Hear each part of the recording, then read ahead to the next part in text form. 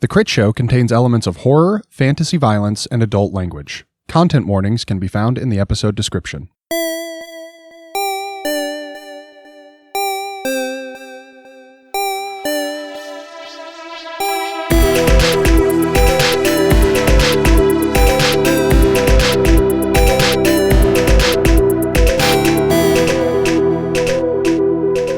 Have you guys ever had a word that you learn you have been pronouncing wrong, but instead of your brain going, okay, that's how this is said, and switching over, it refuses to?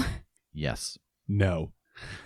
Yeah. And Jake's like, no, I've never mispronounced anything in my life.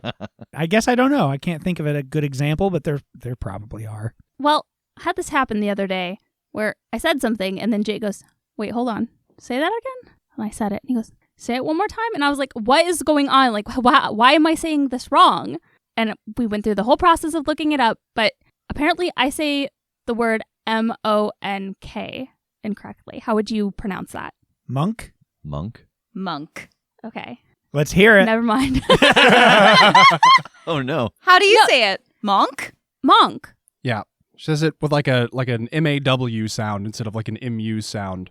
I mean, part of it might just be like the little bit of dialect you have, because you also say woof instead of wolf. Wolf? Yeah. Yeah. Instead of, Wolf. how do I? You say it like the sound a puppy makes. Yeah. Yeah, say woof. you say like UFF, woof. See, if I saw W-U-F-F, I would say that's woof. I smell toast. But like when I say wolf, I like see the letters in my head. So like this is the same thing. Like we looked it up and they're like, oh yeah, monk is pronounced M-U-H-N-K. And I was like, that's like monk. That doesn't sound like that's what that word should sound like.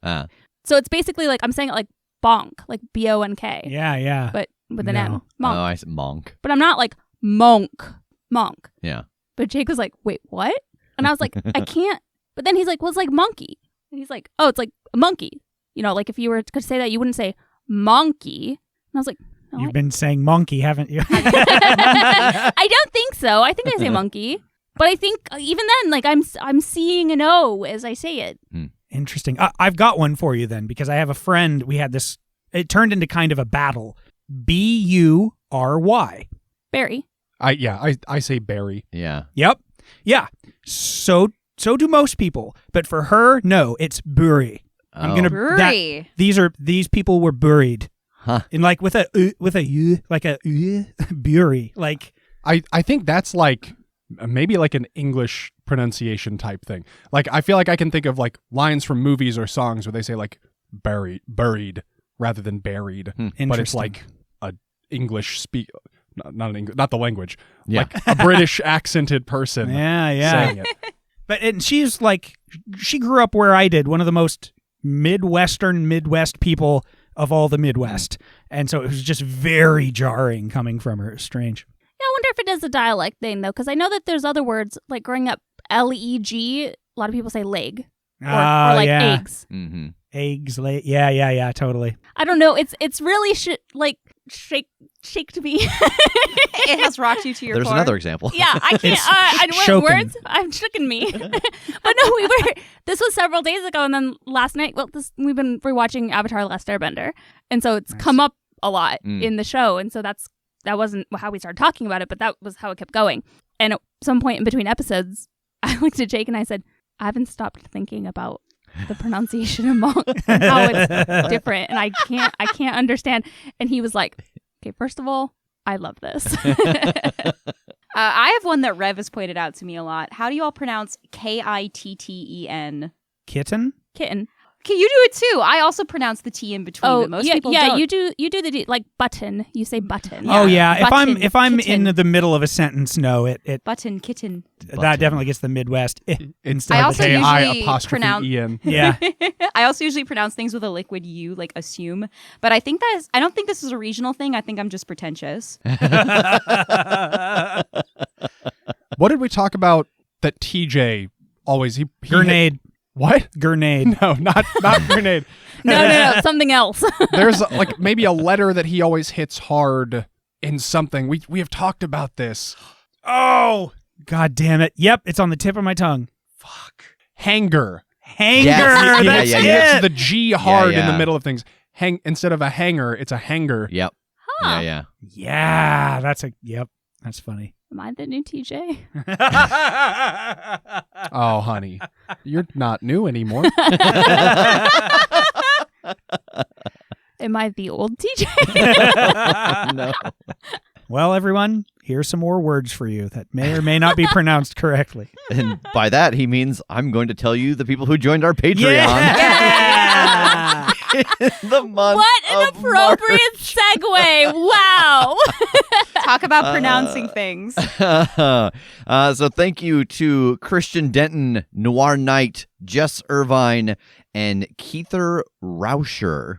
That's the one, if it's not right. And also special shout out to the newest member, Mr. Buried Hanger Monk. So thank you for everyone who joined us this month, and thank you to everyone who joins us every month over at patreon.com/Critshow. If you are interested in joining, tiers start at just $1 and get you access to the most aggressively welcoming Discord on the internet. And with that, it's time to get into the episode. The sun rises on another blissful morning on the train. How many sunrises are we going to see on this train? Well, thus far, we've seen 20.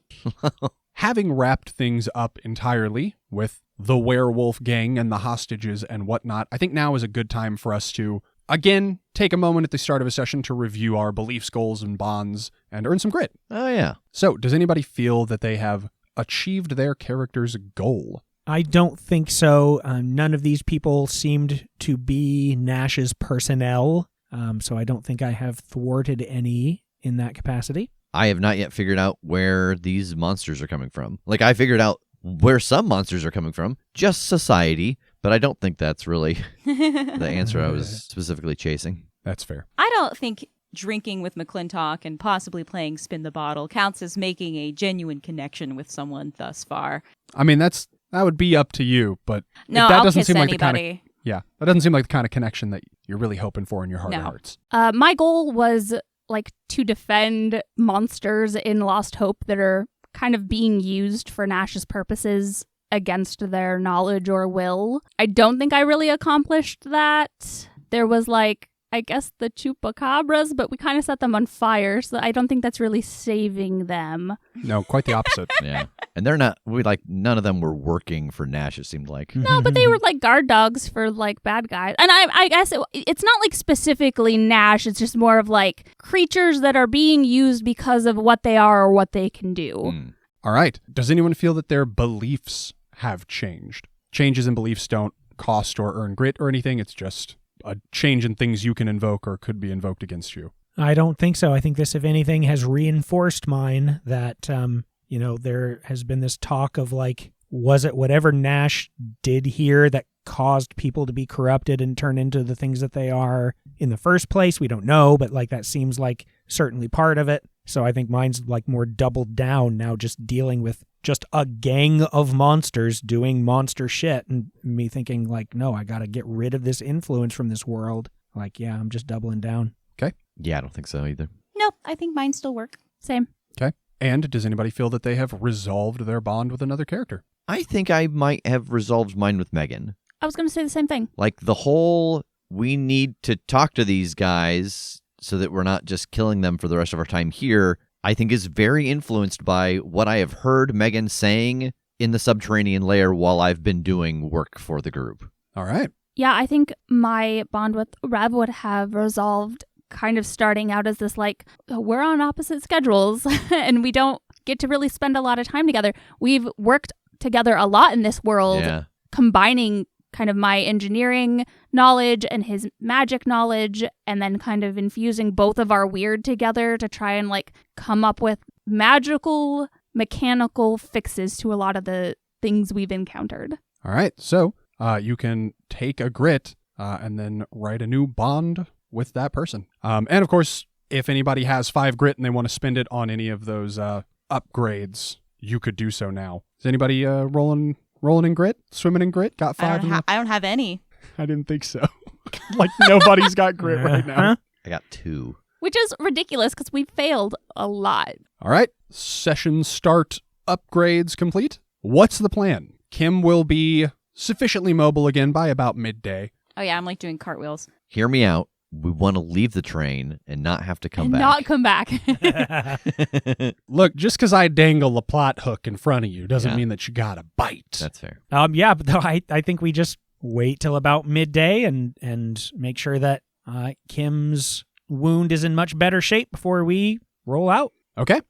I am out of gear slots. Yeah. I'm going to go through the train and grab a couple random things, and I'm going to tell you exactly what they are, but just so that I have some objects to use if needed. Okay. So are you taking like train charges? No, I'm just taking things from the train. Explicit items. Yeah. So he can't just manifest them when needed. He has to decide what Exactly. they are ahead of time. So I'm going to take 3 balls from the pool table. Okay. Uh, Hold on, which 3? We're never going to be able to play a complete game ever again. Yeah, the cue ball, the 8 ball, and the 13. Nice. Okay. And I gotta write this shit down. I'm yeah, already on it. yeah. I'm going to take a full set of silverware and a sextant. I'm just trying to take one thing from each cart. I don't know what. Isn't a sextant a nautical device? Oh, man. I thought it Yeah. was a star chart device. No. Is it a nautical device? An astrolabe. You can't talk about I can't talk about astrolabe, but I can talk about sextants. It's an instrument for determining the angle between the horizon and a celestial body, such as the Yeah. sun, the moon, or a star, used in celestial navigation to determine latitude and longitude. There you go. Yeah. I'm taking a sextant. I'm Okay. going to take some of that Astro Loop, though. Wasn't it when we played like Pathfinder where like Megan, your character was like very dead set on acquiring an astrolabe from the carnival? Yeah, but it was like 1,000,000 gold. Yeah. She just looked at me after that like, how fucking dare you? You decided that? Yeah, so that's the stuff I'm putting in my pack because my pack is empty. Okay. I feel better now just having some Weight. weight. Yeah. This feels useful. Just a purse full of bricks. All right. Rev gets pristinely geared up, re-equipped. Exactly what he'll need when he needs it. Perfectly balanced. You all have a chill morning, a nice brunch, mimosas. Wait Oh, until God, Kim yeah. heals up midday. Wait until Megan sobers up from the mimosas. And it's another sunrise on the train the following day. 2 days later, Megan's in working order again. No, early afternoon, you all are able to mount back up and head back out on the same path you had begun to carve yesterday. You all ride for several hours. You pass the spot where you saw Ricketts before. No sign of him. He is no longer here. But as you approach this fairly large radius that Rev was leading you towards, you know, the rune compass has been kind of generally pointing you in this direction. But Rev, I think you notice it start to very, very slowly, like, shift laterally. Like, you know, as if you're starting to go past what you should be approaching. But then, like, as you change gears, it actually kind of flips back the other way. Like, it is pointing you to 2 spots that are like 60 full degrees from each other on the compass. Okay, so this is either getting a strange reading, like that there's something rune covered out there that's maybe not the rune, or maybe the area is bigger than I thought, and it's like pulling me towards each individual rune, and we just happen to be kind of smack dab between 2 of them? Understand, I don't know. I don't get this, like, at all. Could it be something moving? Like, either, like, walking around or teleporting around? Can I study the compass to see, like, is it a bounce back and forth? Is it like a slow pull? Like, is there anything I can glean from the compass and, you know, taking a couple steps east and west and stuff? This sounds like an investigate to me. Because you are in the wild, that would actually be plus tracking survival, which, Rev, I don't think you have. That's true. I do not have that. There could also be an opportunity to do just a use a skill with investigate. I just think it's going to get you, like, less. Mm-hmm. Tracking survival is one of those ones you can't use if you don't have, correct? Correct. So this would have to be, I think, a Tass thing. You're the Yeah. only one who has this. So, like, could I do that with him, like, showing me, like, this is what it's doing, this is how it's bouncing back and forth, and, like, giving me the rundown and, like, having that in the back of my mind while I go, okay, what is the terrain? Why might this be doing it? Yeah. Okay. Man, The Rundown was such a good movie. It was. I think about that a lot. Yeah. That one should have got a sequel. That was so earnest. I thought it was a punchline at No, first. I've never it seen The Rundown. It was like the first like real good action comedy that had come out in a long time, especially kind of in that jungle adventure genre. Yeah. It's very good. Yeah. God, I haven't thought about that in a minute. Yeah. Well, I'm going to roll this. Yeah. Let's go back to the train and watch The Rundown. Yeah, you got Christopher Walken as the villain. You've got The Rock as the main character. Has The Rock. As The Rock. 6. Woo! Do you have anything you can spend? Not if you are referring to grit. Well, that's a damn shame. Yeah. Well, then give yourself a point of grit Yay! for a failure. Tass, you notice it doesn't seem like it's following something like teleporting. Like if you're stationary, it's stationary. But you determine that the problem here is that the runes are not tiny, they are enormous. And so it can point you at one over a big radius. And then when it jumps to the next one, it's going to jump quite a distance on this compass. And I think actually in the distance, closer to the edge of the anvil, you see some like channels in the ground, like grooves that, it's hard to make out from where you are and the angle you have on them, but that you think might be the runes carved into the surface of the anvil out here. Whoa, whoa, whoa. Look out there. What? I think I don't know how big these grooves are, but I think where we're going wrong here is that the runes are gargantuan. They're like canyons, not maybe canyons, but huge things carved into the hardtack of the earth. Well, they're supposed to be tiny. I mean, look, I am looking out there and I'm seeing these grooves, and look when you move and you move a little and then you move back, and it's like it's snapping towards something. It'd only do that to something like with voluminous. What's the highest point nearby? Like, are there any like little mesas or like a tree? I could try and telekinesis somebody up there. If I fail, that's a long drop, but Yeah. still. Yeah, it's pretty flat out here. It has been your whole time in Lost Hope. I think the tallest thing around here would be a little like hill mesa that's a couple 100 feet high. Like not enough to get a bird's eye view. Yeah. Megan, could you try it?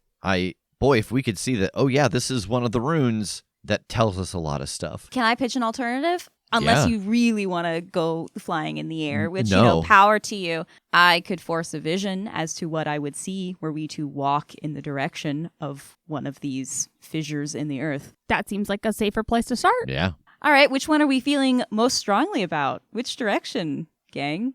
I'd say, towards the edge is the only place that I can see from here where it looks like there are grooves big enough to be this. So Sounds good. All right. I would like a short vision of our future were we to go in that direction and encounter what's in the earth. Okay, go weird at level 5.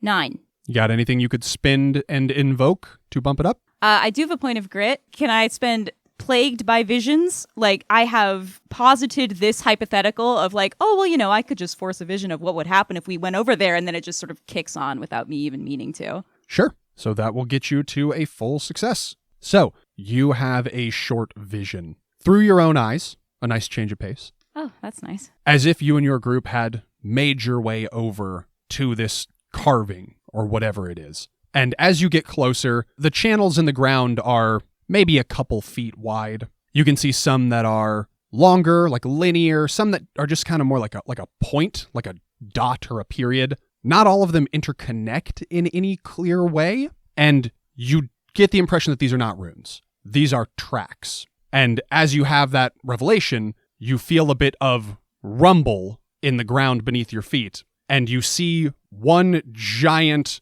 pointy, spiky leg come up over the side of the anvil and plant itself on the surface nearby. And then your vision ends. Oh no. Oh God. And I'm like grabbing my sketchbook to try to draw all of this while it's still fresh in my mind. Cool. Okay, so take a look at this. This is what I saw if we were to go in that direction. All of these marks in the ground, not runes, not canyons, not fissures, like claw marks or like really big footprints, but from like a really, really big foot. And then I flip the page and I start drawing like the foot. Then I saw this come over the edge and start trying to I don't know if it was trying to attack us or was just trying to make its way wherever it was going. But this big fucking thing, a big monster. Is that the scorpion? Is that a scorpion leg? Did it look like a scorpion leg? It does look like a scorpion leg. Oh, yeah. Yeah, it's a scorpion leg. Oh God, does the scorpion just patrol the side of this place? Maybe. Yeah, good God, maybe that's just where it hides before it feeds. I was really hoping that we would just not have to deal with the Scuttler. Well, but this is still pointing that way, right? So there's something over, a rune's got to be over there somewhere.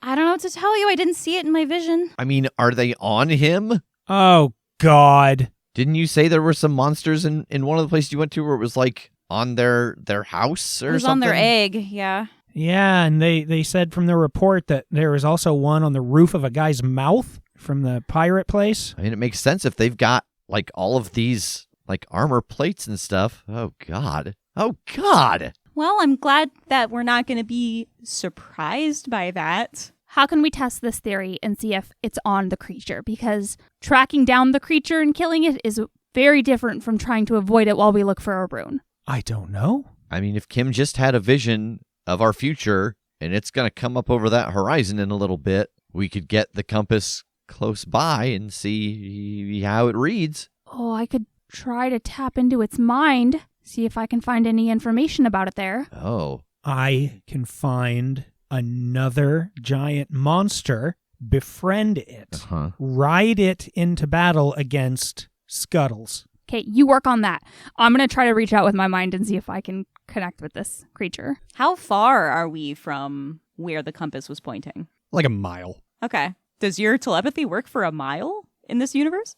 What do you think? It is about a mile away. It is a thing that is unseen to you. Mm-hmm. I'd be inclined to say, if you think it does work, that it's probably going to take a penalty of some sort, considering those conditions. It's definitely akin to tune in. It's something that you don't know is there, you can't see, but you can still... Yeah. That's fair. That's a good point. Yeah. That's true. I think you can go for this. Keeping tune in mind. That was a puzzle piece I needed. Thank you. I mean, that's definitely where I was thinking as well. I think regardless of if there's a penalty or not, I think this works. Yeah, there's something to even just the thought that you know exactly where it is. It's not like you're tuning into the vibe of wherever a monster might be. Yep. You know where it's And at. we've already established, powers are somewhat boosted here in a different way. So I think it makes sense to expand the radius a little bit. Yeah. Okay. So one of the weird effects is to feel the presence of weird users or weird creatures you do not share a bond with and sense their emotions. That is weird level 3. Communicating telepathically is a higher level. Are you trying to communicate or are you just trying to sense it and read it? Oh, a little bit of both.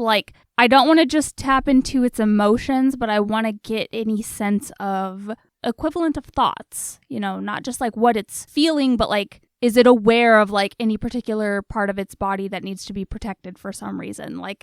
Was a rune just put on it, or was this somehow given to it to protect? I think we'll still go weird level 3 on this. Okay. 10. Okay. You reach out and tap into the Scuttler's mind. It is not what you would consider an intelligent creature. Mm. The mind you tap into is very bestial. It doesn't seem to have machinations or anything. It seems like a critter, a creature that runs wild, tries to survive, does whatever it needs to do to stay alive. So you do not encounter any thoughts of it needs to protect something or it has been marked in some way or anything like that. But I think you do get a thought of home. It has a place that it resides, an area in which it resides. And its home is over the edge, on the side of the anvil. Knowing where its home is and having that as kind of a focal point of where it feels safe and secure, do I get any indication of the boundaries of its territory, where it would usually hunt or remain inside? It does have an idea of its territory, its hunting ground. I don't think you get any impression that there's a hard boundary or limit. Oh, it's out there hunting, but it's not strictly protecting something. I didn't get any indication in its thoughts that it does or does not have the rune on it, just kind of the edges of its territory and that its house is over the side. in the edge of the anvil. Okay, so Jesus, did he like come here to use, like, is he using this thing as the focus and like just mapped out its hunting ground and put the runes around that so he would just always siphon from it? I mean, it might even just be that this place is so dangerous in and of itself that if you're in the area, it's going to find you eventually, so it doesn't have to be like penned in to find you. Yeah. But we do know exactly where it's going to be in just a little bit. We could try to get closer to it to see if we can spot anything on it as it, makes its way over the side. That's true. I will say that in my vision, it was us walking up to the edge. So I'm not sure if it's like it was always going to appear there or if it was going to appear there because we were dinner. And so if there is no one going to the edge, I don't know if it will still show up. Oh. If you're looking at the compass, is it only moving when we're walking or is it moving when we're stationary? Because if it's on the creature, it would be moving right now, right? You did see that if you're stationary, the compass is stationary. The beast could theoretically also be stationary. Right. But if the beast was moving and you weren't, the compass would be moving if it had the runes on it. Hear me out. I'm going to take the compass and turn it on its side 90 degrees, since I know that it's on the side, to see if it's moving at all, essentially up and down. Oh, I hate that question. No, I love it. I was thinking the same thing. That's great. You flip it on its side. If you are stationary, it is stationary. Huh. Is this thing tracking us already? Is it only moving when we're moving? I don't know, but, we talked about the rune could be higher or lower. When you put it on its side, is it pointing... I don't know. Does the compass work like vertically as well as horizontally? Where like is if it's it under pointing the when ground. I have it on its side? It does point down. Great. This could help us narrow like depth of how far down it is. Okay. Well, that's a great start. I gesture around. I wasn't considering it would be up, but this is still good. Is it in its house? It might be in its house. She said its house is over the side. It's over the side. But what about this other direction, though? Like, it was pointing another way as well, right? Yeah. So either he got real froggy and he put these runes on multiple creatures. Oh, no. Or I'm still envisioning just like mapping out the hunting ground and putting them around that so it can siphon the energy from the big boy. Like, we could always check the other way first and, see if another giant goddamn scorpion comes out. Boy, if you put the magic spell on a bunch of creatures that had very specific dens, I guess we can go check the other direction that this every now and then wobbles towards. I could try the same trick twice. That's true. I like all this not walking. Yeah. Jake's like, you get the same vision, just the mirror image. Sure, I'll try it. I'll try to get another short vision of if we go in that direction. Okay, roll it. 7. All right. Similar vision through your eyes, approaching the edge. Because ultimately that is where the compass is leading you, is towards the edge of the anvil. And you get close enough to peek over. And it's hard to make out like anything on the face of the rock underneath you. You're looking at something that is 90 degrees from you and stretches down right below. But it does seem like the compass is pointing you basically over the edge and down. But what you can clearly see as you peek over the edge, about a half mile away, is the Scuttler. It is crawling along the side of the anvil. It is about the size of the creature that you encountered when you very first came through the portal. It's enormous. And as you spot it, you see it kind of freeze, and it seems to start looking around, and it scuttles and rotates and turns to face your direction, as if it somehow had a sense of you. And as your vision ends, you think that sense of you persists. Oh, no! Oh, no. Okay. So, good news. I think it's only one Scuttler I saw, so I don't think we're dealing with two. I'm pretty sure either direction we go, we're going to be trying to go to something on the side of the anvil. Bad news, I think I pushed a bit too hard to get a vision, and I think the Scuttler, sensed me or knows me. It knows you. Oh, Kim, what's up? Hey, you made a personal connection with someone. My God, no! Goal achieved. Okay. Well, firstly, you have quite a knack of monsters sort of marking you and knowing where you are. That's terrifying. 2, and I like look around at, us on the horses and what we've brought. Do we have the lift still? I can't imagine why you would. In my vision, did I see any like runes on the Scuttler? No. Okay. And I will say, you could spend a charge from the workshop car to have the lift with you. It's a thing that exists and was on the train, and that's exactly what those are for. Before we call that into existence, looking at the map that we have of the anvil and where the 2 locations we were going to go, how much of the pie of the anvil does that take up? Like, what I'm trying to suss out is, are these big runes around the entire anvil, or are they somewhere going underground underneath this part of the anvil? Does that question make sense? Yes. Okay. The rune compass is pointing you over the edge in Lost Hope. Yeah.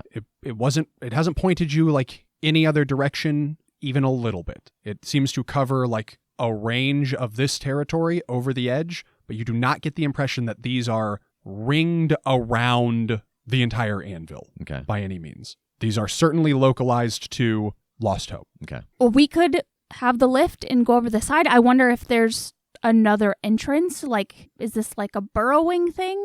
Because if we're going over the edge, I think we're going to need to cause a diversion and get it away, if that's its home especially. That's what I was thinking, especially, Kim, if you have an idea that this thing has a sense of you, maybe you and I go cause a distraction, lead this thing on a merry chase, while you 2 figure out how to get down over the side, or, if you can find a cave, a fissure, a canyon, or something that'll get you down into where the rune might be, and take care of that while we're screaming at high speed. I wish we could revisit your make friends with another giant monster to fight this giant monster theory, because I wish that too.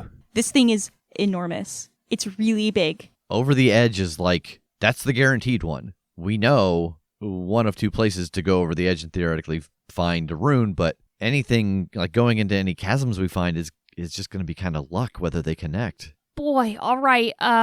Let's bait us the scorpion kaiju. Oh, God. I am doing everything in my power, with every bit of willpower, to not grin like a maniac at that. Let's spend that charge to have the lift. Yep, you had the lift in a handy cart. You planned ahead. So, where do we want to approach the edge from? Kim knows, at least when she triggered her vision several minutes ago, where that thing would be in like 10 minutes or whatever. That is not necessarily the case anymore, because it seemed to have a link or a ping or an idea of Kim coming out of the vision. From either of these visions, Kim, would you have an idea of which one is the easiest for these 2 to traverse with the lift? Or is it just 6 of one, half a dozen? Yeah, in the vision where I peeked over the side, did I see any like opening in the side of the anvil that could suggest a den? From the angle that you have, it was impossible to tell. Like, you're just looking, parallel to a sheer rock face. Yeah, I genuinely could not tell you. You'd have to get like a bird's eye view from off the side somewhere. Yeah. I mean, if we want to, ultimately it's whoever wants to move. If this thing has a sense of Kim, if you guys stay here, we can go towards the one to the right, for lack of a better term here, and you stay towards the one on the left. Or if you want to be moving and see if it follows you, you can go to the one on the left and we can stay towards the one on the right. Yeah, I mean, really, either way doesn't matter, because I think the idea is whichever one we approach, Kim and I, we're going to try to kite it, away, further on from what we assume is its territory, like further the other direction, giving you 2 as much possible space. And if it doesn't look like it's ultimately willing to leave that territory, at least maybe we can lead it up over the edge, onto solid ground and, out into the territory up, a little more north, doing the same thing functionally, giving you guys time to get down. So left or right doesn't matter to me. As you all are deliberating, I think you start to feel a little bit of rumble, like just a little bit of a thumping in the ground beneath your feet. Hey, the 3 of you, get out of here. All right, come on, Rev. All right. and us and the lift and Jumbo head towards the one on the left. Okay.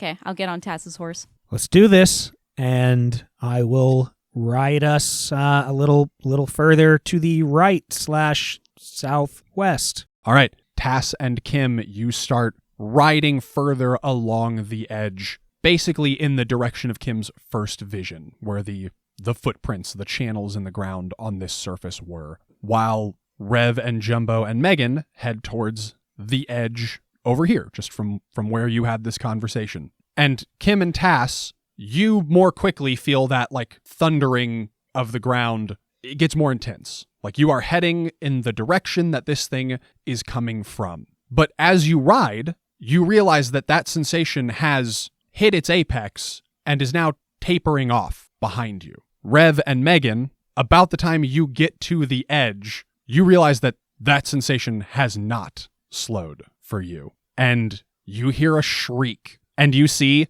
maybe 100 feet to your right, one of these enormous scorpion legs come up and over and plant itself on the surface, and another, and the head comes up, and you can see the Scuttler. Seems like it's looking where you all were minutes ago, where it received the ping from Kim, looking for its prey.